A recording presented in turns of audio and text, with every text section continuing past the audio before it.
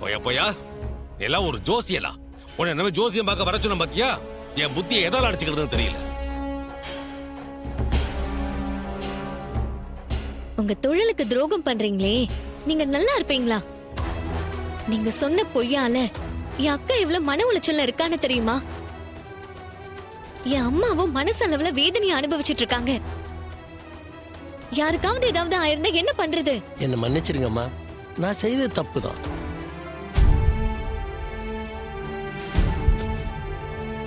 நான் ஏற்கனவே உங்ககிட்ட வந்து கேட்டப்போ ரொம்ப யோக்கியமா பேசுனீங்க. இப்ப சொல்லுங்க, யார் உங்களை இப்படி பண்ண சொன்னது? தம்பி, என்ன மன்னிச்சிடப்பா. இதை செய்ய சொன்னது அந்த சிவனாண்டி தான்.